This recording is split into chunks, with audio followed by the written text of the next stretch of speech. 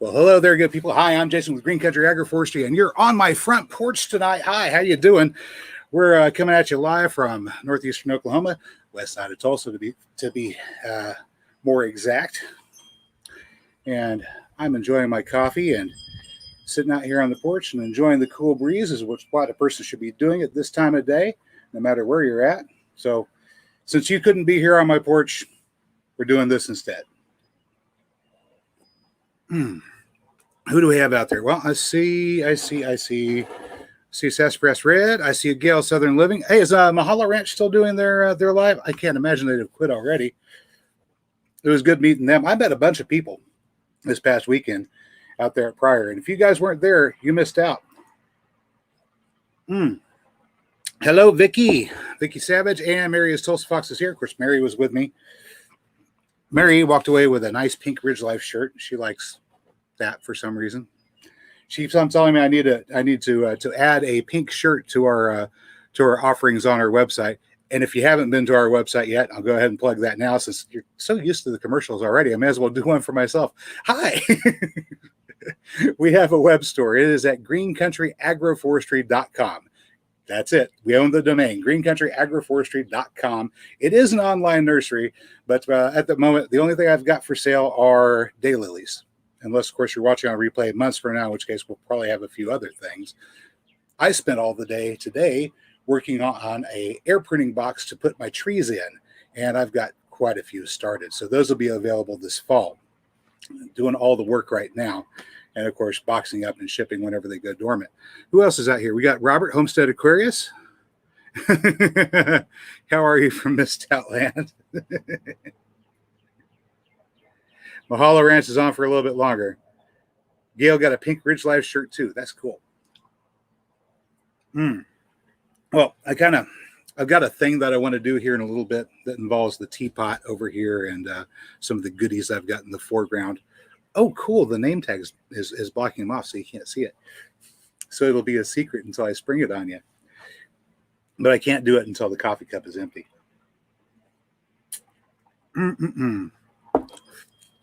Oh, my goodness. So we got out there just a little bit after the doors opened, I guess. There was already a line forming whenever we got there, and it was slow going in. So many people. I mean, so many people. The parking lot to the church that they were holding the event at was packed. I mean, packed. I don't really think they could have fit too many more people in at this event. So if it gets much bigger, we're really going to have to move it to someplace else. And I've been pitching to anybody that listen, like we do it at Mohawk Park. Whenever it gets too big, we go to Mohawk Park. They got parking for everybody, Tulsa hotels and motels, housing for everybody, places for everybody to stay. And of course, for me, it's great because it's just a couple minute drive from here. And that might be part of the reason why I want to move it to Mohawk. It's a shorter drive for me. Oh, let's see who else is out here. We got Tina Ladybug. Hi, Tina. We got. Oh, that's it. That's everybody. All four of you. You left. Vicky says left Galactic Greg's live stream to come. I didn't know Greg was having a live stream. I've got the notification bell turned on for the Worm Farm, but not for Galactic Greg's. That's why I didn't know. Okay. I can watch it on replay. All right. So let's see. You'll notice I'm not attired in the usual attire. I've got this. This came from Paragon Ranch. That's Jeremy and Chrissy's channel. They live just a little south of here, fairly close to a small town called Mounds, Oklahoma. And on my head, I've got, I should probably explain. When we were getting ready to go out to the meetup, when we left the house, I washed my hair. And it was still a little wet, so I just combed it and figured I'll let the air dry it while we're driving, and then whenever we get there, I'll put the hat on. And I walked out the door and I forgot my hat. So we arrived, and the first thing that happens is I'm walking through this long reception line so we can get our name tags and get our tickets for the giveaways and everything else that's going on. And Gail comes up and says, "Hi, how you doing?" And I'm like, "Oh, I'm so embarrassed because now everybody's seeing me with scraggly hair." And so one of the first things I did when I walked in is said, "Okay, I need to get a hat." And I looked over there, and there was David's booth from Come On Homesteading. He's just moved from Florida to Texas, so he's now practically a neighbor. But I went over there and he had these hats. They had the nice little leather patch on the top of it, and said, okay, I usually don't wear a ball cap, but I'll go ahead and grab one of these. And so I walked around the rest of the day looking a bit like Forrest Gump, which is especially funny if you've seen my pea planting video. There's Altruistic Farmstead. Hello, John Conrad. Everyone just got here. Oh, no, you just got here, everyone. Gotcha. Scale Southern Living is making beef enchiladas. Wow. Okay, what is everybody doing here? All right, so we got in, we got the name tags, signed up for all the giveaways and everything else, and then started making the rounds and circulating. The first place I stopped was David's booth, and I wound up kind of sliding by a couple of booths. I was like, okay, I vaguely know some of the people over there, but not really all that well, and just basically resolved to come back around and try to say hello to everybody. Eventually, at some point, and I think I said maybe 2 or 3 words to just about everybody there, but I in no way was able to meet everyone there. It was just a madhouse full of people. But okay, so we stopped there. Next stop, of course, was Tim's booth. I didn't really need anything from Tim's booth. I've got plenty of Ridge Life shirts. I know it sounds horrible, but Mary wanted a pink one, so we got a pink one. But mainly I wanted to tell him that I had a gift for him. And if you watch Tim at Ridge Life, the channel is called Ridge Life, and I'm sure most of you already know where the channel address for Ridge Life, but somebody would put it into the into the chat section. That would be great. Drop the link in there. Coming up in a few days, he should have a video showing you what I gave him. I gave him 2 things. So we'll be excited to see how that works out for him. It's something that's going to help him out with his beekeeping endeavors in the future, I think. All right. So after that, we moved on, and that's whenever I realized that we probably didn't bring enough money. See, the day before we stopped, and that's a lie. We didn't stop the day before. We stopped at the ATM the day of. All right. So we stopped the ATM before we got out there. And Mary had asked me, well, how much money should we bring with us? How much cash should we bring? Should we bring 300? And I said, well, no, we can't buy that many T-shirts, can we? So I said, 200 should cover it. 200 should be fine. So after I'd left Tim's booth, I realized that 200 was probably not going to cover it, because the next thing I saw was the booth for Sawyer Ridge. If you guys don't know Alex and Jacob, haven't been watching their channel, lovely young couple, but they've got a lot of cedar. Not good cedar. They've got eastern cedar, which is actually juniper, which isn't really great for a whole lot except for getting a fire started really quick and making some items of furniture. It doesn't rot, but it's not incredibly fantastic wood for building out of. But look at what they made. Boom. They had a bunch of stuff, but I saw this and I realized that the place where we've been hanging our keys is just underrepresented. It needs more. It definitely needs more. Let me see, I have this turned around the wrong way, don't I? Ah, there we go. There we go. That's the right way to hang it. All right. So I saw this and went 1, 2, 3, 4, 5 hooks for keys. Yeah, that's enough. 1, 2, 3 big hooks for umbrellas and coats and stuff like that. Well, actually, I could probably use more. But then there's the shelf on the top right there. That just takes the cake. I had to have it. So I got it, and it was $65. But yeah, you could have got one of these, guys. You could have got one. They're sold out now, I think. All right. Let me put this thing away and see what everybody's up to. Of course, I saw Simply Jan out there. I saw Jan. Hi, Jan. I ran into her, I think, shortly after I ran into Gail. Let's see. And then I think after I left the Sawyer's booth, I passed by the Payne family's booth. Matt wasn't there. He was off doing whatever he was doing at the event. So I don't think I even said hello to him of all the people. I bought one of his shirts, though, because he needs the money. Lord knows he doesn't make any videos. After that, I passed by the Crocker's booth and checked to make sure that Crocker is cutting enough firewood, because I told him, February comes in Oklahoma. He figured it out this year. And then we went outside. We passed by Cold Beer Ranch's booth, and they were doing some sort of a spin a wheel for giveaways sort of thing. So I guess, don't know who that was for, the kids, I think. And then we went outside, huge tent outside, and that's where we found Rusty and Rachel, Robertson's Belly Acres, and they were selling their tamales, among other things. And since I was already loaded up on t-shirts, I got some tamales. They were good. And then let's see, what else did we do? We passed from there on around to the table for Paragon Ridge, which is our.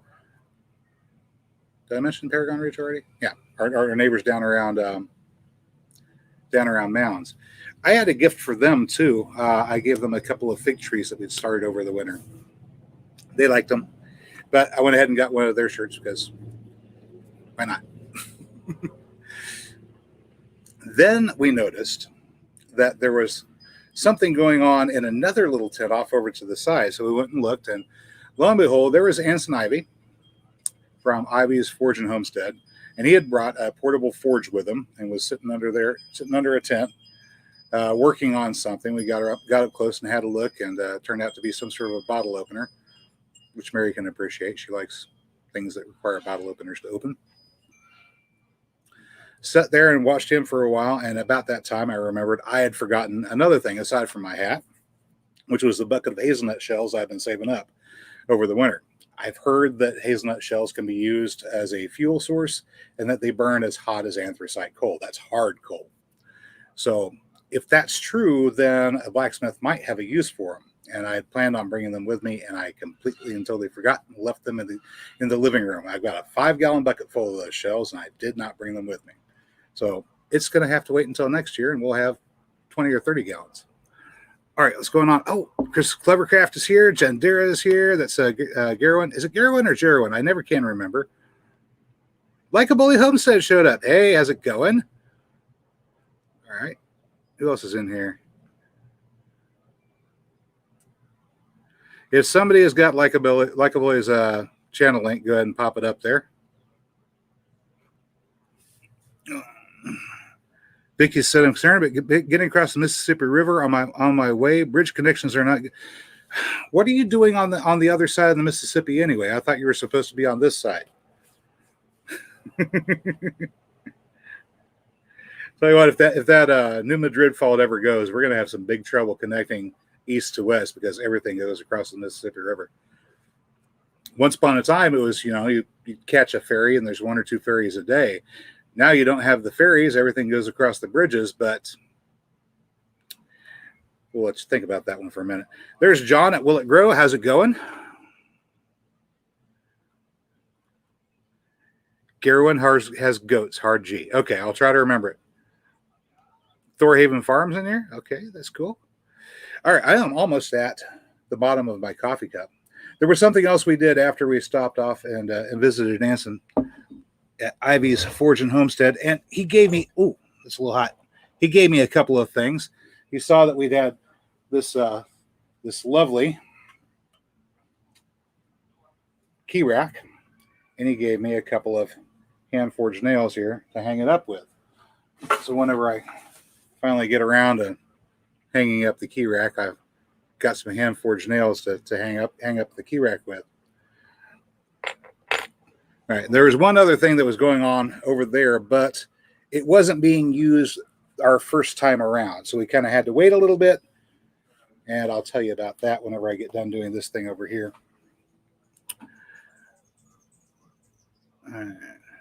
Trying to pop 7 lives. Wow, everybody's busy today. All right, so I'm almost out of coffee, and oh my goodness, I forgot to bring the jar out. Can you believe this? All right, I'm going to do something you should never, ever do. Never, ever, ever, ever, ever do during a live stream. I'm going to stand up. I'm going to walk off camera for about 2 seconds.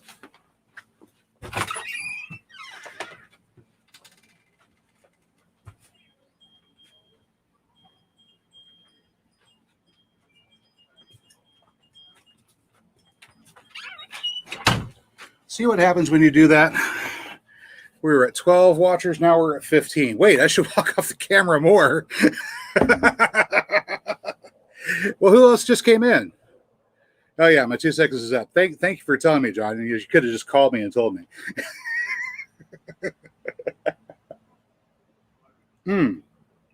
Okay, very close to being out of coffee. Oh well, yeah.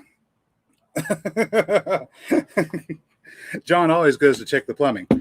All right, John, since you're here, you may recall not too long ago I did a Shed Wars video entitled "You Will Eat Wood." I told you I was going to show you how to eat wood and like it. This is actually one of the things that I did during that video. Do you remember this one here? All right. So for the people that didn't watch the video, you're going to have to go back and watch it. But I talked about all the different ways that we actually do wind up eating wood in the course of our daily lives, from the cellulose casing around sausages to the up to 5% cellulose in just about every food stuff you can imagine. And we're talking, it is ground up wood that we are eating. So we do actually eat wood, but here's a more enjoyable way to eat wood. What I have in here is the inner bark of a tree, and it is cinnamon that I have poured rum over, and it's been sitting here for, how long has that been, John? A month or two now? All right. So here we go. This is cinnamon with rum, which is a tincture of cinnamon. It just happens to be made with rum and not grain alcohol. All right. That is potent. I've got this Kilner jar here. We're just going to pour our tincture of cinnamon into the jar.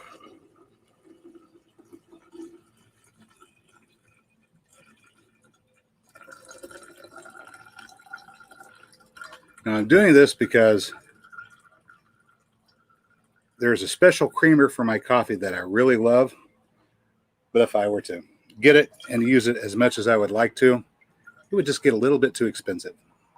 So I figured, why not just make my own? So we used the cheap bargain basement rum, some cinnamon sticks. I think the cinnamon sticks were $1 at the dollar store. So $2 worth of cinnamon sticks and about half of a $10 bottle of rum. And lo and behold, we have a tincture. Can you guys see that? We have a tincture right here in the jar. Now it's been strained off of the cinnamon sticks, but we want to sweeten it up a bit. So I brought this honey here. We're going to pour it off to about there. That's about a cup or so of honey we're going to put in here just to sweeten it up. Now, if you were making this down south, you might use maybe some cane syrup, but yeah, that's just about right. My diet doesn't allow me to have any refined sugars, but I can have honey. So there's honey for a sweetener. I brought along a couple of sticks to stir it up with. Just going to give that a stir and dissolve the honey into our tincture. All right.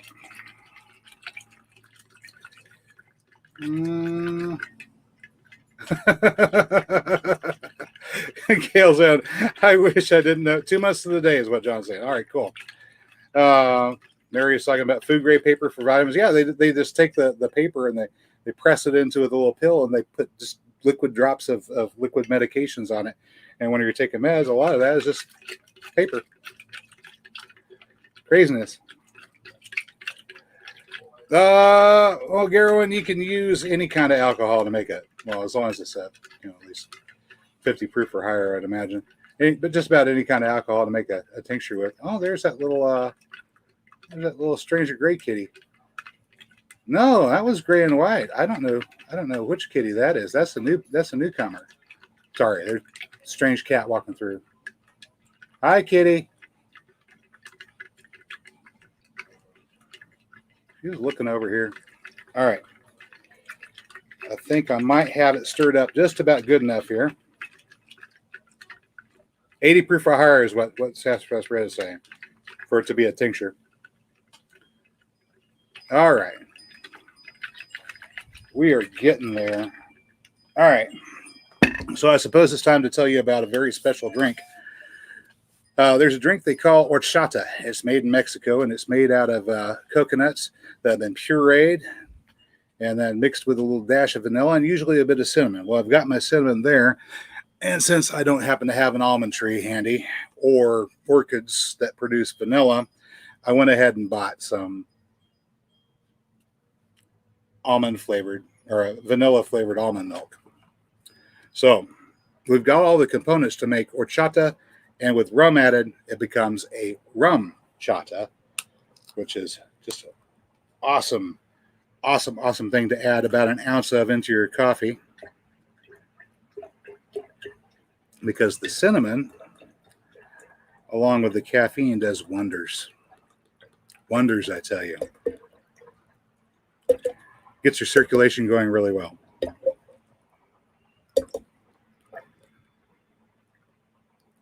We're going to blend these two together. Let's get a little honey for sweetener.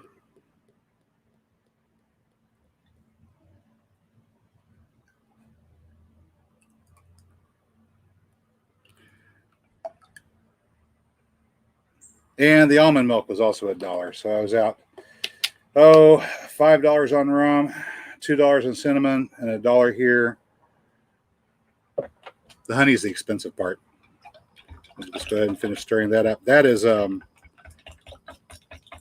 it's darker than I usually get it. Probably a lot more potent too. There's Mahalo Ranch James and Cha Cha, most likely, or at least one of them. Hard to tell. How you guys doing? We're making a little creamer for the coffee here. There we go. So now all I got to do is put this in the coffee cup. There we go. Just a tiny little bit. We'll seal this back up and put that away for later. Boy, unfortunately, I didn't brew any coffee, so I have to make do with this stuff. Let's see what's going on out there. Gail, I am making, or I just made, rum chata. That is rum chata. It's a horchata made with rum. And as a flavoring for your coffee, it is exceptional.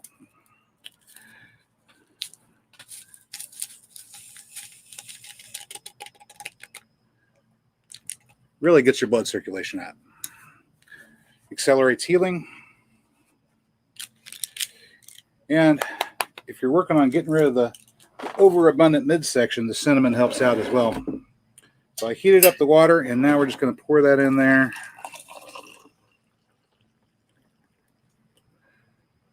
Alrighty. Now, if Rusty and Rachel from Robertson's Belly Acres was able to tune in time, then they caught it. Otherwise, they're going to have to watch the replay. Rachel wanted to see me make that horchata. I've been promising it for a couple months now. There we go.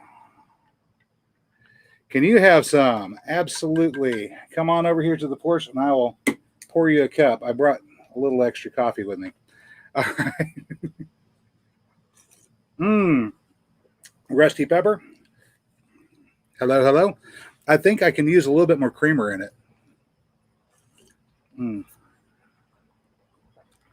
As Granny Clampett said, it's medicinal. That's right. It's medicinal. You make your liquor and use it for making medicine. That's right. All right. Let me get this this teapot out of the way here. I was intending to have it boiling by the time I came out, but I was running short on time.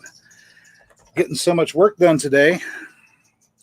I told you all about the meetup. Well, except for the one part that wasn't going on when we first got out there, and I'll tell you about that later. I got Rod Stevens, creamer, heathen. Well, it's a horchata with rum added. Rod, I hope that meets with your approval.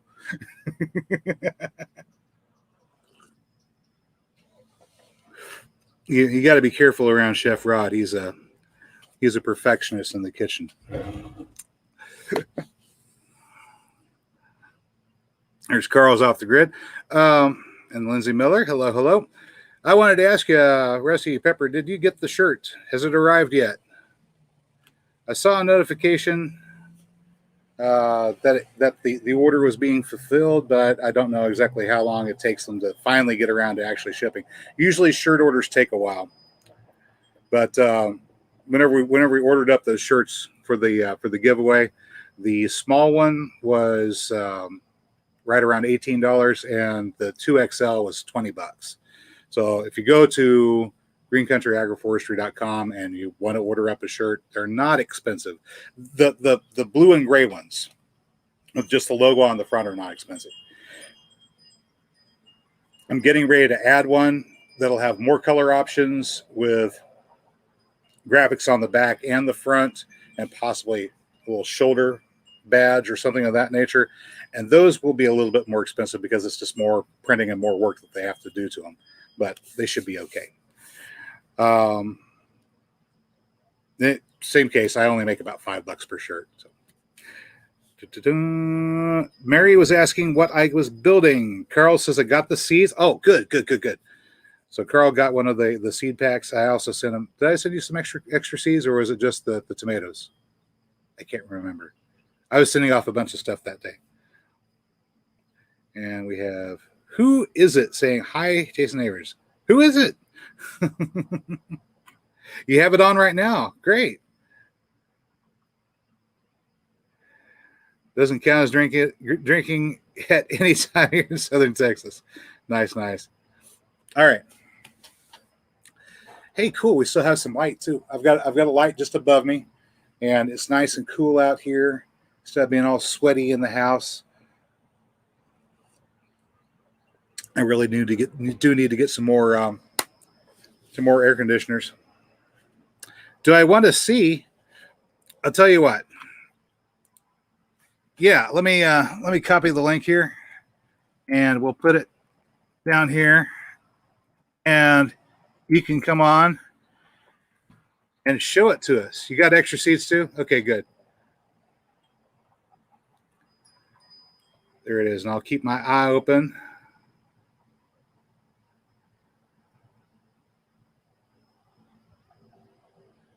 Dun, dun, dun, dun. I guess Conrad Homestead is here too. I don't have my my YouTube open, so all I'm seeing is what comes through on StreamYard.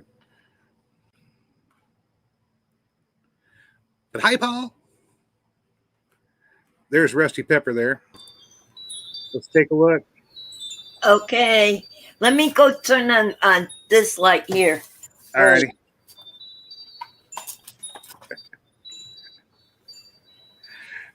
Great. I'm wearing all of my neighbor's stuff.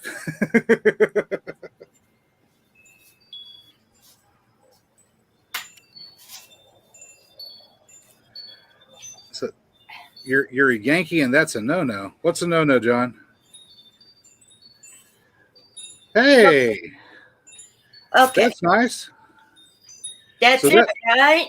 So that's what it looks like in Navy, huh? Yeah. All righty. Does it fit okay? Yeah, it's a little loose. Here, let me try to stand up a little bit. Oh, well, don't hurt yourself. Oh. As many times as I fall, I haven't gotten hurt yet, and I'm 71.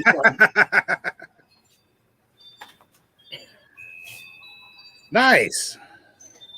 You say it's a little loose? I got to figure out which way I got to go. Okay. Yeah, I like my tops like this. All right. And it goes down almost to my knees. Nice. Yeah. So it doubles as a nightshirt. Yep. Good deal. Can you see what it says? Oh, we can now. It says Green Country Agroforestry, and underneath that, it's got something else written on the bottom. Underneath that circle, it says, okay, start. Growing. Yeah. Growing the future. Yep. There you go. So yeah, that's the idea. We want to get a bunch of people get started with their fruit and nut trees and their support trees and everything else that they need, so they can be growing their own food in their own yards and sneak it under the noses of the homeowners association and everything else. Because, as we know from reading the good book very, very early on, where was it? I'm going to start sharing some of the green gospel right now, if you guys don't mind. Mm-hmm. Genesis 2. What is it? 2:15, I think it is. I can always check. What does it say there? Genesis 15:2 or 2? Oh, I think it's 2. 2:15. No, it's 2:8. It's right around 2:8. Okay. All right. So it says here now. I'm gonna get a little religious here.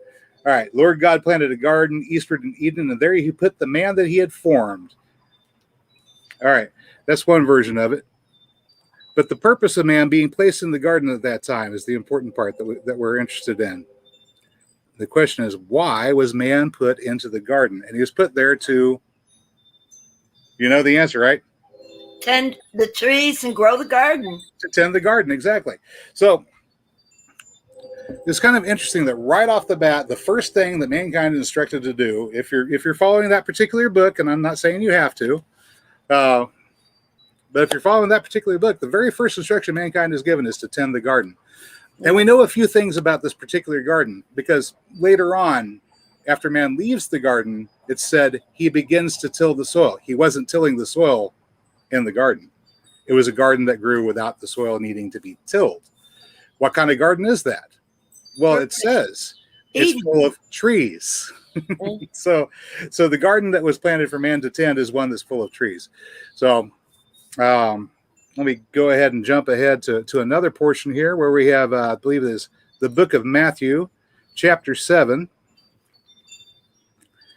And we are at 21 here. And I think it's kind of interesting because there's a group of people out there that follow a particular religious tradition, and they sing and they praise and they worship. But when it comes to the words of the person that they're singing and praising and worship, they choose to ignore them. So we're going to go to the words of the guy they call Jesus. And this is what he says, Matthew 7:21. Not everyone that saith unto me, Lord, Lord, shall enter into the kingdom of heaven, but he who doeth the will of my Father which is in heaven. What was the first thing that his Father in heaven told us to do? And why aren't we doing it? Tend the garden. Okay, I'm done with my sermon. That's it. That's the extent of the sermon. I'm not going to get any more preachy than that, guys. I don't really think there's a need to. No, there's not really. I mean, I don't understand why I am prevented just because I'm disabled and live in an apartment does not mean that my porch can't be a garden. Right? But Grow wherever you're at and do your part to tend the garden. All right, so Sasspress Red said it right there. There are no weeds, only humans' small minds misunderstand the plants. And this is another thing I want to talk about. I got this idea in my head that maybe everything that was created with a purpose in mind. And if we understood what the purpose was, then yeah, we wouldn't be seeing weeds. We wouldn't be seeing problems. We wouldn't be seeing creatures that are pests. We would be seeing things that are there that are intended to do a job. And for example, the job of a grasshopper. What is that job? Well, the job of the grasshopper is to come in whenever there's an overabundance of annual plants and chew those down and make way for things that are more substantial, bigger trees, bigger bushes, things like that. So you see the grasshopper showing up whenever we plant too much of these annuals. And then for us, they're a pest because we keep on trying to grow these annuals, but we're not in sync with the way nature is intended and nature is designed. Now, some things it's kind of easy to see what the purpose is, and some things it's kind of hard to see what the purpose is. I got a kitty here coming over to say hi. This is a different kitty than the one that usually comes in and photobombs. His name is Sergeant. He's the outdoor kitty. All right. Hi. So we got kitties to, I don't know, take care of the snakes so they don't come into our houses and do us harm. We have snakes in the garden too. They're there to get rid of the rats and the rodents. We've got birds, and birds are there to take care of all manner of pests for us. speaking of which, we're at about that point where I should be making something for you. I'm going to make some birdseed. Well, I'm not going to make the birdseed. I'm going to mix it. All right. So I got a tote here. All right. So I have a bird nest on my porch. Good. We've got one right there on the eaves next to the bedroom, and I've got several other little houses planted around here. We have 3 different bird feeders, and they eat a lot. So if you were buying your gourmet bird seed, it would get expensive really quick. So we don't buy gourmet bird seed. I don't either. Instead, we do this. Let me grab this bag here. Instead, we get fancy scratch, good old chicken feed. This is probably going to be a little noisy.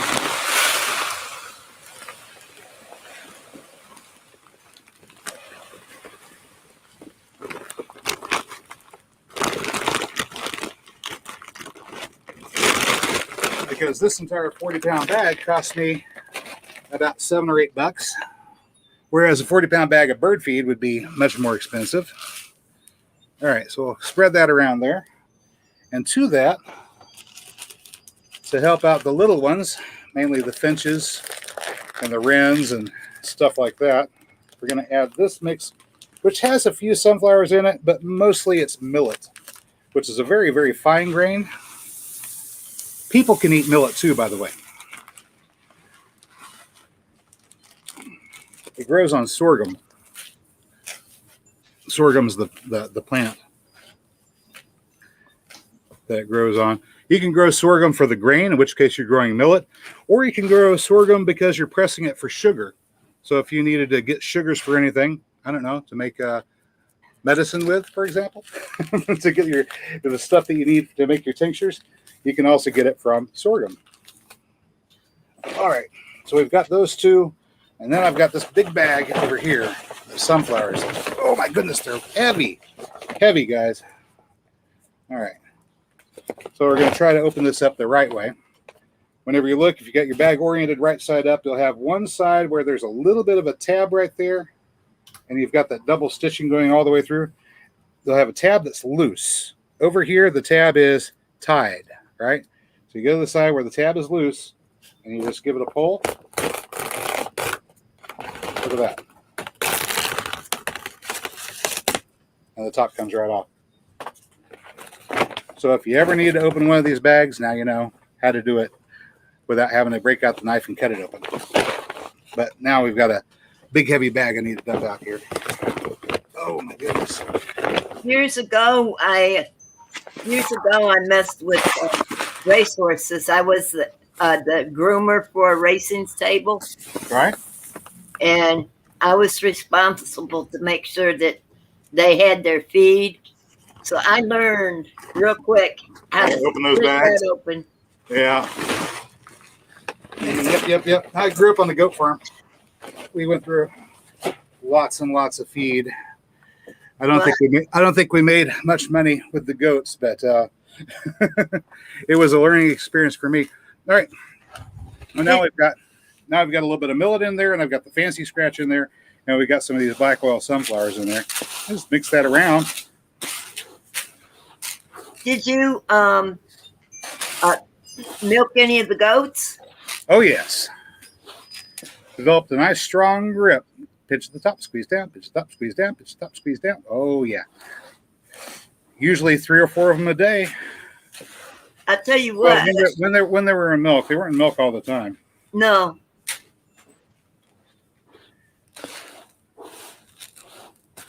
But every time there were kids, we'd have milk. The idea was, this is what my parents wanted. The idea was to run it as a dairy farm, a dairy goat farm. Yeah. Started out with a few goats. Ended up with around 144. But we kind of failed in the marketing aspect. It didn't seem that the public was really ready to drink a lot of goat's milk back then. So not back then. They are now. Now we've got it's a lot different now. The attitudes have greatly changed towards goats. Homesteading in general is much different. Back then, you were weird if you grew up on the farm. back then, the only thing they were interested in was getting into the city, working in the factories, and going to the grocery store. Right. Well, there's a lot of them that way now. Well, yeah. Ooh, I don't think they're going to eat that. That's a piece of cornstalk. But there we go. Now we have our bird seed mixed up and ready to go. And when morning comes around and it's time for me to fill up the bird feeders, I've got something to put in them. And of course, those birds, we know their purpose. They're there to help us get rid of the pests, the extra bugs. Well, the bugs are there for a purpose too. But whenever there's too many of them and they're hurting our plants, we need them to move on. So we have the birds come in. The birds help us out by eating caterpillars and moths, including the vine borer moth, which is so horrible on our squash. Grasshoppers, among other things. Gail can tell you how. Gail tell you what now? Gail can tell you how pretty the yard is around my apartment. I have a tree that has a feeder in it. Yeah. And the grass is really a beautiful green all around where I'm at. And I'm going to tell you one of the secrets for that green grass. It's called bird seed. Mm-hmm. Whenever it gets low, the feeder gets low, it's got like about, where am I at? It's got like about an inch, maybe inch and a half left in. And they take their time on that part. They don't like it. So I take the feeder and I toss it around in the yard. Right. Guess what I got? You got the grass coming up from the feeder. All right, Sergeant Kitty.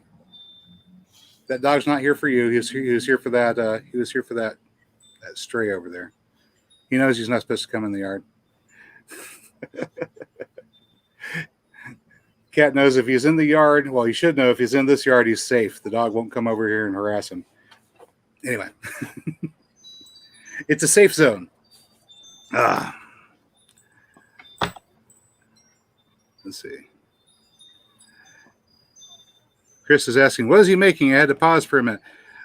Chris, I made some rum shada to go in my coffee, and now I'm just sweating because the cinnamon is kicking up my metabolism, and it's helping me to lose some weight. Gerwin loves hand milking her goats. It's okay until you get a certain number, and then it becomes a chore. Mary says more 20-somethings are really moving towards homesteading. Yeah. And it's a good thing, too. Yeah. It's a good thing. Lori's World. Hi, Lori. Says milking goats is hard. Oh. Well, yeah, but it's one or two, not too bad. 5 or 6, 2 or 3 times a day. That then it becomes work, especially if nobody's buying the milk. That's either that or it goes to waste. But eventually, you just stop and go, well, here's an idea. You know what you can do with goat's milk? All kinds of things. Rob was talking about making cheese out of it. And ice cream. Ice cream. Never had goat milk ice cream. We've had goat milk cheese before. We had a cream separator. If you guys don't know, goats, the cream or the cream in the milk is already homogenized. That means it's thoroughly mixed in with the milk. So if you want to get it out to make butter or anything else, you have to put it into a mechanical separator and just spin. I guess they make them with electric motors too, but we'd spin the handle and they get the cream to separate out. And then we could make butter out of it, which is pretty good. Butter on anything is good.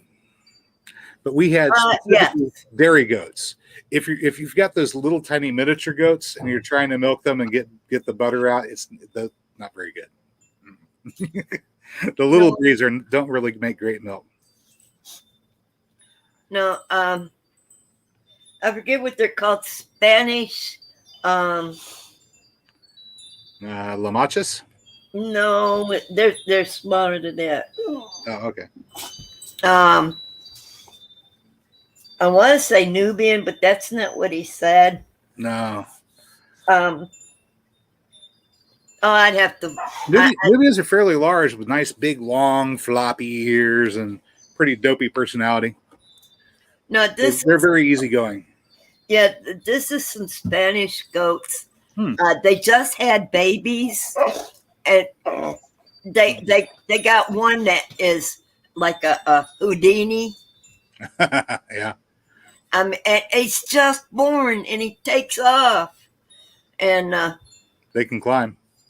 yeah, oh, They oh, can climb, and the little ones can get through those holes that you thought were tight. oh yeah, Yeah. and anyway, what did he say? He wanted to name him Nuisance. Nuisance. Yeah, because There's he was just born.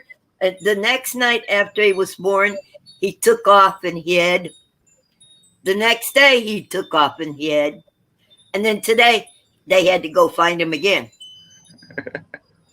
there's Crazy Ed's homestead. Hi, Crazy Ed. Hi, Ed. Ed's a big Funny, crazy Ed. Ed's a big fella. If he was another guy we met at the Pryor meetup. He's a lot bigger in person. I mean, usually whenever we see him, he's going to be on the live stream and he's going to be looking down at the camera because he's sitting in his truck. But Yeah. he is a very large individual. And Garowin says she has San and goats. We had some Sanas. We had some Nubians, we had Sanas, and we had some Toggenburgs. And 2 pygmies that were just stinky and gross and just ate food. That's about all they did.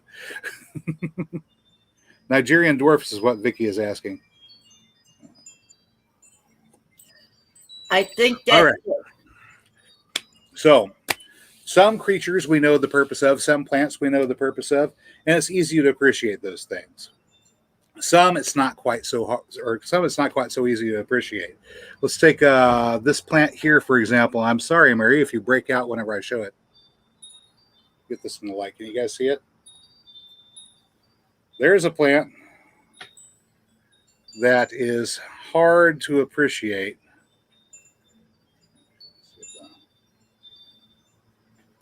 And she's going to insist that I wash my hands thoroughly now before I touch anything in the house.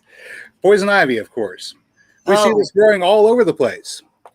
And for some of us, this is a serious problem. It makes us break out. And for some of us, it's like, well, I don't understand what the big deal is. It's an early spring salad vegetable. If you're a goat, it's an early spring salad vegetable. And if you're most humans, it's something that you just avoid because it'll make you break out. Fortunately, I'm not allergic to it, so it doesn't make me break out, but I'm still careful with it because I understand that if I get it on my hands and I transfer that to someplace that somebody else is going to touch, it may cause them a problem. I still haven't quite figured out what the purpose for this particular plant is. I don't know.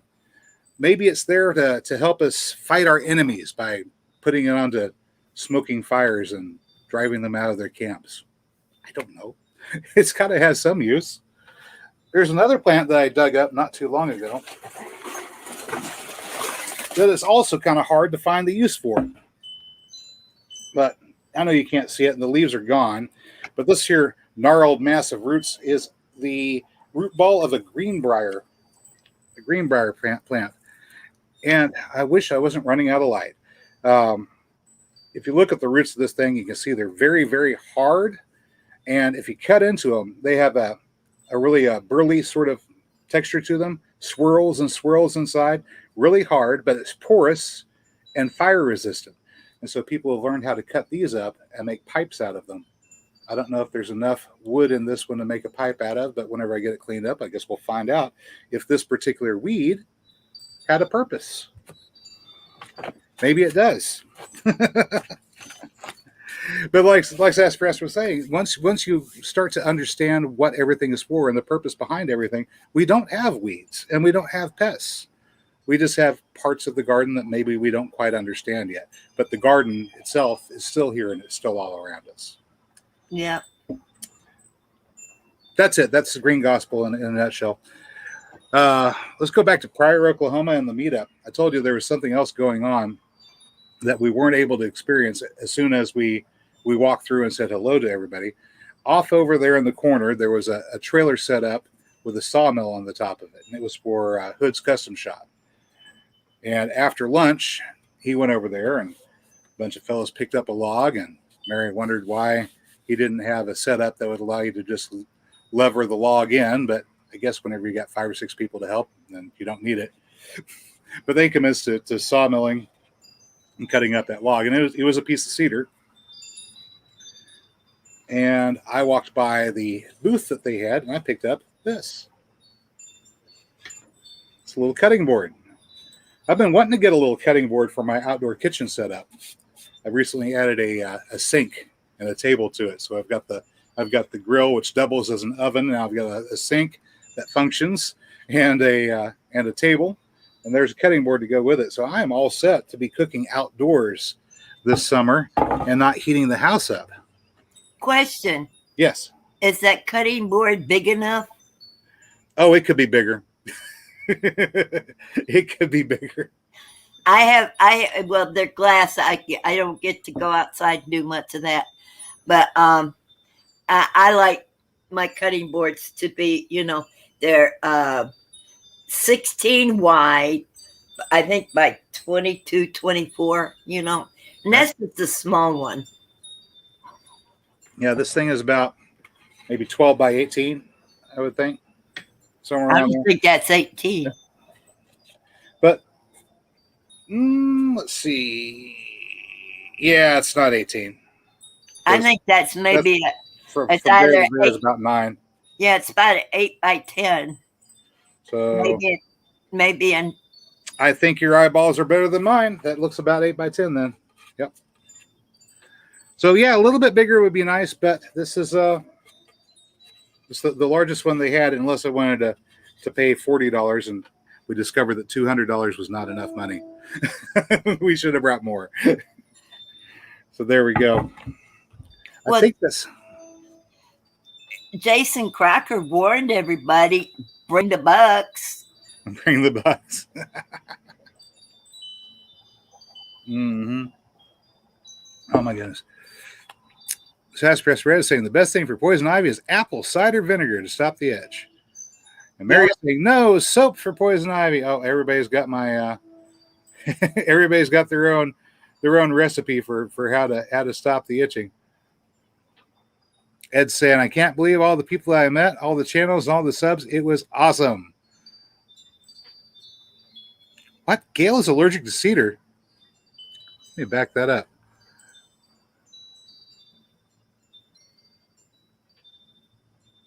Started backing up when I realized it was cedar.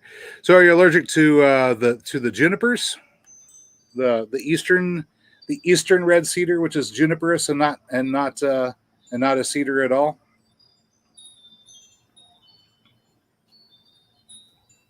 What about say western red cedar, which is not a juniper? We did a live stream not too long ago about common names that are not the same as what the plant actually is. That was a lot of fun. Oh my goodness. All right, so I showed you mixing seed. I showed you making the rumchata. I showed all the little nifty gifts that I got from the, well, they're not gifts. I had to buy them. Okay, Mary had to buy them at the meetup, including this particular shirt here, this hat here. There were a couple more shirts inside, but I sweated in them today while I was busy working, so I'm not going to show those off. But Mary was asking what I was making, what I was working on building today. I was working on building an air pruning bed for the nursery.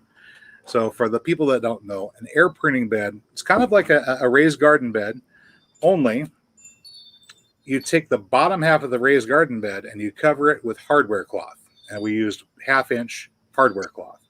And then we put some furring strips on the bottom of that to hold it in so the hardware cloth doesn't pull out.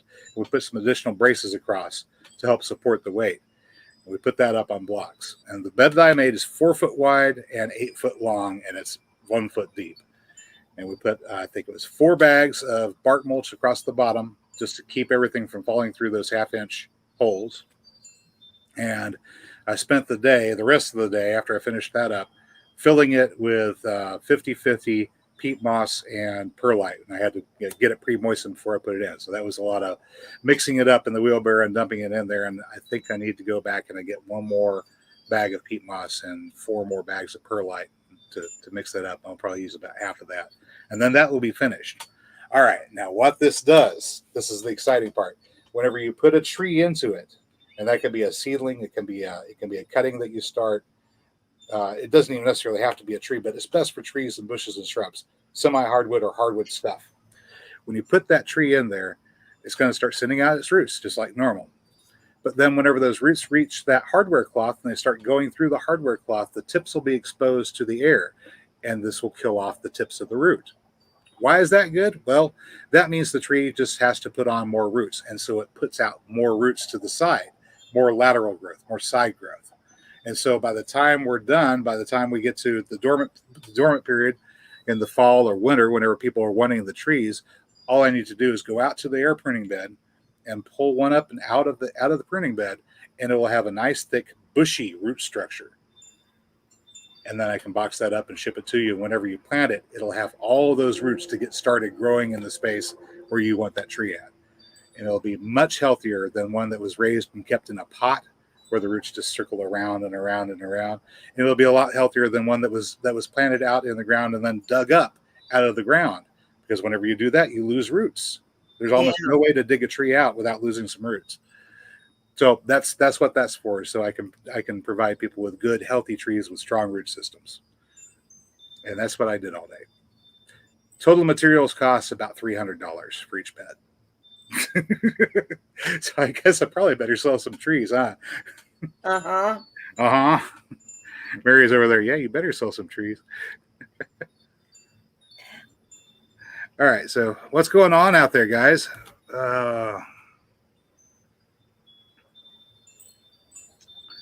Let's see. Adrian's here.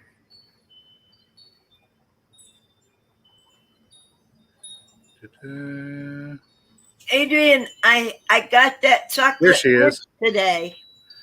You got what? Chocolate mint? Yeah. She sent you some chocolate mint? Yep. I used to have some, and then Mary pulled it up. She said it was going to take over the yard. I'm hoping it grows. She had written, do not smash, or no, do not crush on the envelope. All right. They did anyway. Now, did she send you seeds, or did she send you some plant starts? It was a plant start. A plant start. Nice. Nice. I've got regular peppermint growing right now. We'll see how it turns out. So there's Adrian. How's everyone doing? Doing good. Did you, by chance, already get your? I mean, should have it already. But did you get the sweet basil that I sent you? Did you plant it, and has it sprouted yet? Inquiring minds want to know. Asking Adrian. Okay. I'll be right back. I got to tend to Rusty. All righty. All right. Let me go over here. Jewel weed, huh?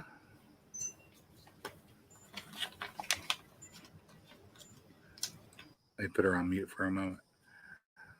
All right. After the burn of poison ivy, something to cool and heal burns will be good. A variety of different herbs you can use that are good for your skin. Planted and sprouted. Good. Well, hopefully they'll take off and grow well for you. It's not too far off. That's the variety that we have that just volunteers here. So I saved seeds from it. And I imagine if it's that eager to grow, then it should do well. She's the pepper.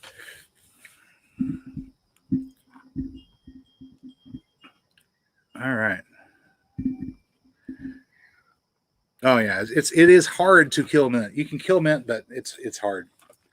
And mint is good. A little sneak tidbit of information. You guys know that I've been doing that series Groundhog Day, and we're in like episode 2. I've got like 3 or 4 episodes planned out, but I did find something that actually does get rodents to go away, and it's peppermint. Peppermint works. Rodents don't like it. So although I was planning on raising peppermint and selling it, I think all the peppermint starts I've got right now are going to go being planted as a perimeter to keep the rodents out. And then Mr. Sergeant here. Hi, Sergeant Kitty. Mr. Sergeant Kitty is just going to have to go to the neighbor's yard to hunt for his moles and gophers. Crazy at Home says, I want chocolate mint. Chocolate mint is good. Chocolate mint is actually a subcultivar of peppermint. It is a peppermint. It's not quite as sharp as regular peppermint. John wants some to put around his house. Well, get some. Get some. Oh, John, if you are still interested, the neighbor across the way could still use somebody to help him with some digging. Mary says, horrible burn was by what? Oh, yeah. Mary got it all over her face. Have you guys seen Star Trek Deep Space Nine? You know the character Odo? Mary looked like Odo whenever she had that poison ivy. It was bad. Really bad. Robert says he's got some chocolate mint and we'll get some started. It was bad. I've never seen anybody have such a bad case of poison ivy rash. And on that note, I will probably be spending the night in the doghouse. That's the doghouse.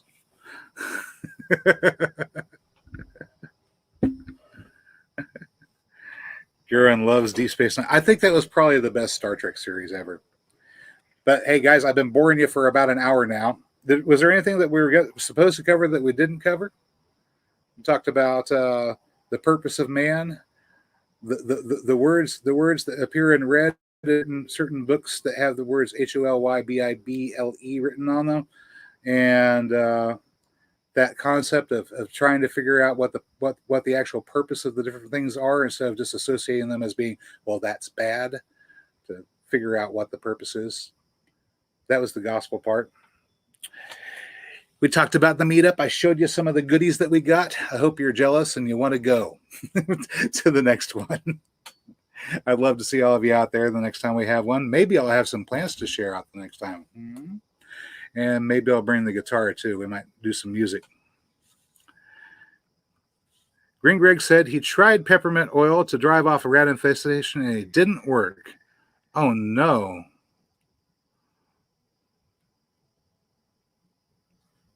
Resistant rats, perhaps.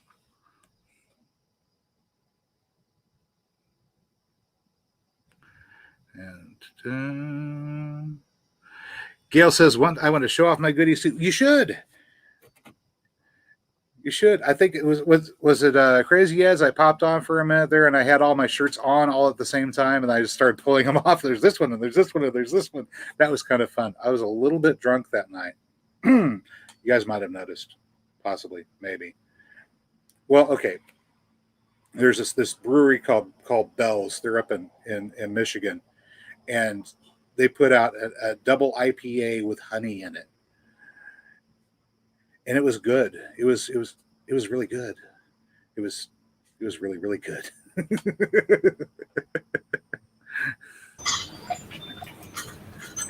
Oh, there she is. She's back again. Yep. I was going to show you what Let me find it looked like. There you are. I was going to show you what the chocolate mint looked like by the time the post. Oh, did you find it?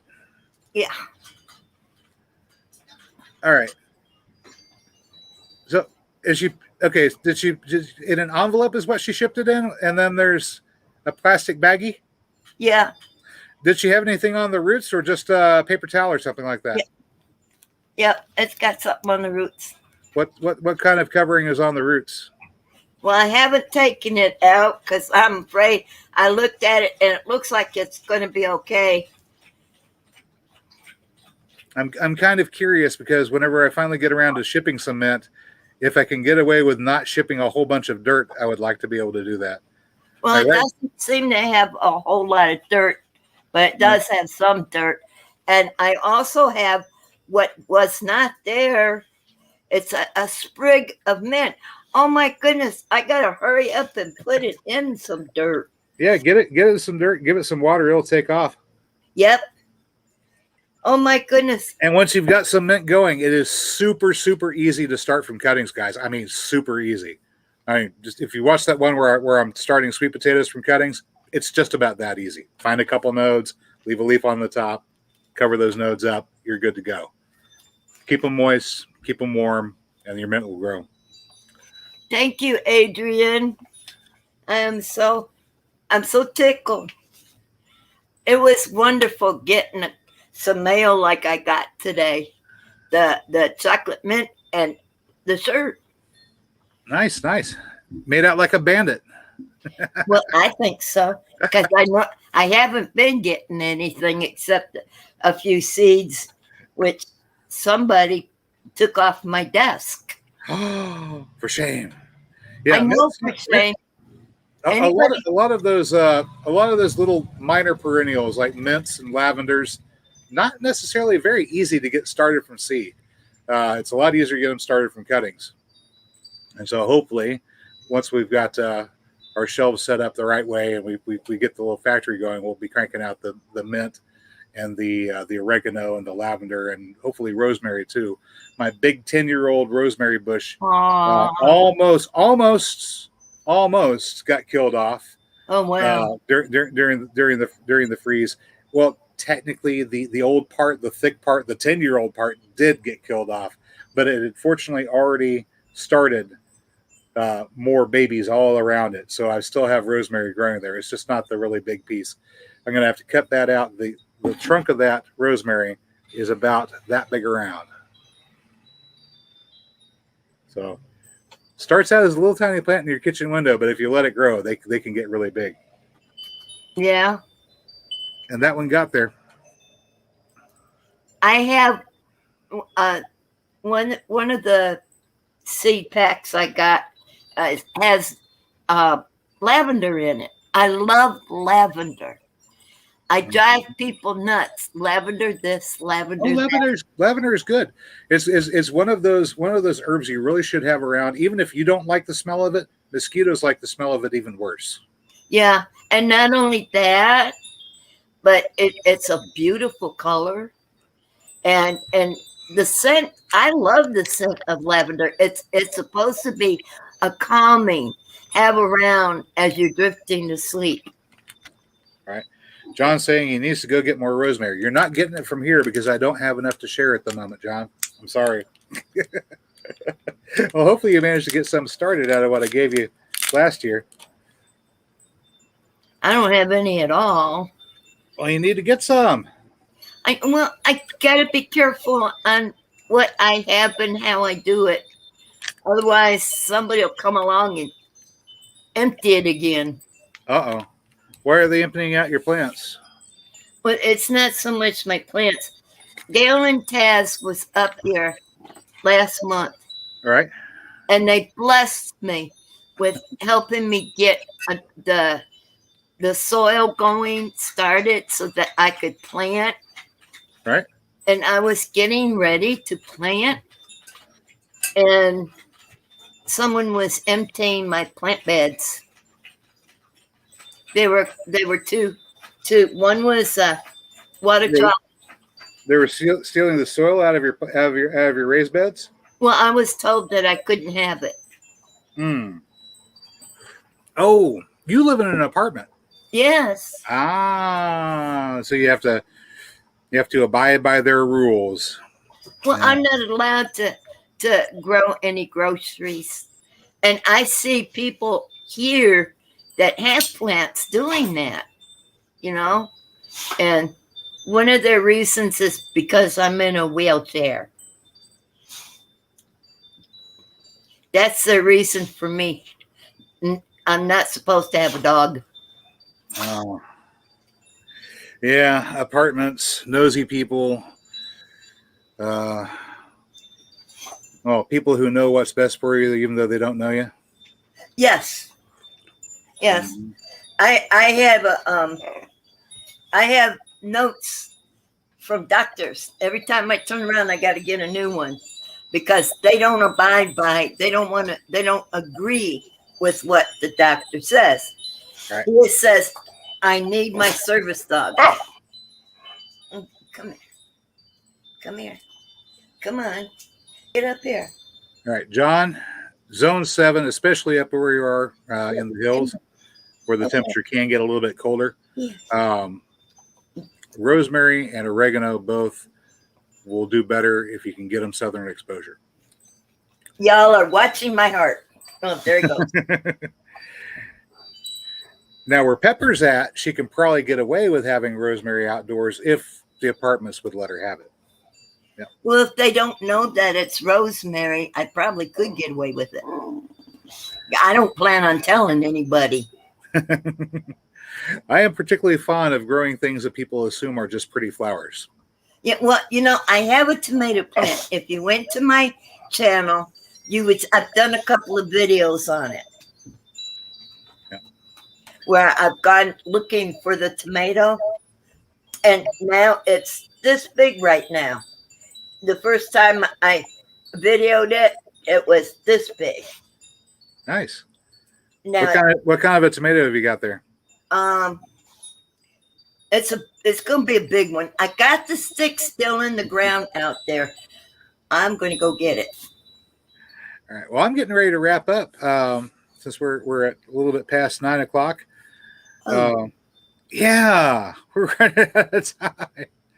Oh, sage is also a really good landscape. Yeah, nice, pretty flowers, especially right now. Unfortunately, it's dark outside, but right next to where the camera is, I've got a huge mound of sage, and it's all in flower. It's very, very pretty flowers. The bumblebees are loving it right now. Well, say a prayer that I can get these lavender seeds to go. I mean, I love lavender. Yeah, they will go, but they go slow when they're growing from seed. You really have to baby them along. And you can't press them into the ground, right?